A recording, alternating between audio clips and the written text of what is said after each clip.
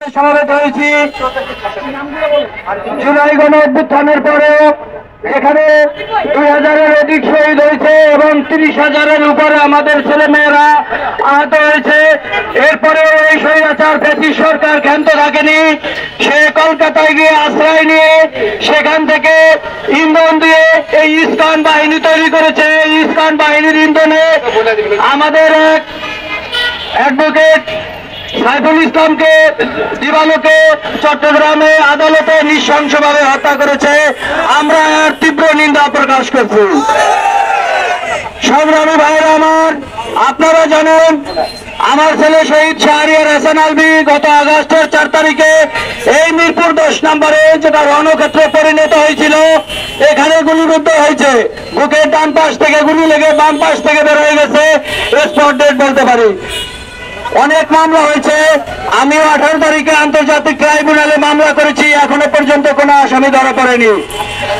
আমাদের যারা উপদেষ্টা মন্ডলী আছে তাদের দৃষ্টি আকর্ষণ করছি, শহীদের রক্তের পরে আপনারা সরকার গঠন করে আজকে মসনদে বসে আছেন, অথচ আপনাদের মুখে একটিবারও শুনতে পাই না যে শহীদের বিচার করা হোক, যাদের নামে আসামি করা হয়েছে তাদেরকে আসামিদের দ্রুত গ্রেফতার করা হোক।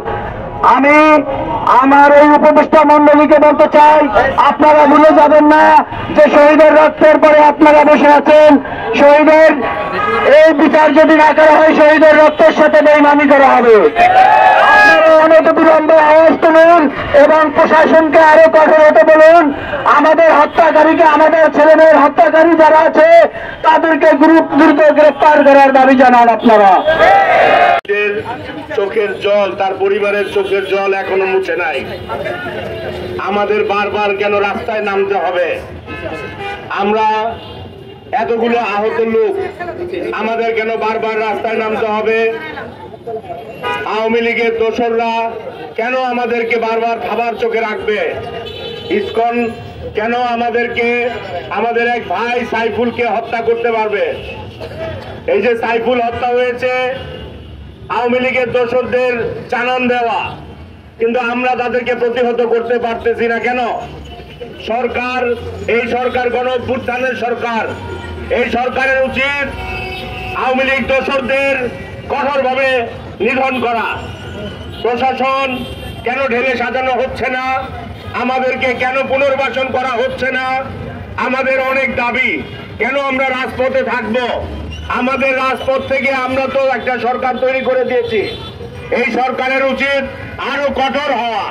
আওয়ামী লীগের দোসর বারবার কেন মাথা চারা দিয়ে উঠবে? এই সাহসটা কেন তারা পাবে? আমি চাই এর সঠিক বিচার হোক। আমাদের সবার দাবি সঠিক বিচার হোক। আমার ছেলের মতন হাজারো হাজারো ছেলে গুলিবিদ্ধ হয়ে মারা যায় এবং এর সাথে সাথে আনুমানিক 28 থেকে 30,000, সারা বাংলাদেশে 28 থেকে 30,000 লোক গুলিবিদ্ধ হয়ে মৃত্যু বরণ করছে বিভিন্ন হাসপাতাল, মেডিকেলে। এবং আমার ছেলের মতন এইরকম হাজার হাজার ছেলে জীবন দিয়েছে এবং আহত হয়েছে আরো 28 থেকে 30,000 লোকজন। কিন্তু আজ পর্যন্ত আমরা যারা শহীদ পরিবার, আমরা বিভিন্নভাবে হয়রানি হইতেছি। কিন্তু আমাদের যে তত্ত্বাবধায়ক সরকার, এটা তত্ত্বাবধায়ক সরকার বলা যায় না, এটা গণঅভ্যুত্থান সরকার নামে পরিচিত হলেই সবচেয়ে ভালো হইতো। কিন্তু যাক, আমরা যে মামলা করেছি, আমরা আমাদের জীবননাশক হুমকির মুখে এবং আমাদের প্রত্যেকটি পরিবারকে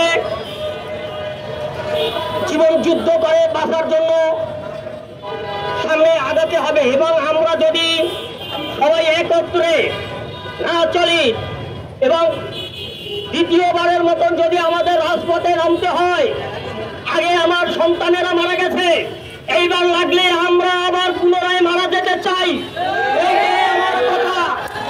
কিন্তু প্রশাসনের দিকে দৃষ্টি এবং সাংবাদিক ভাইদের আমরা আকর্ষণ করছি, বিভিন্ন মিডিয়ায় আপনারা আমাদের যে দুঃখ দুর্দশা এইটি তুলে ধরেন।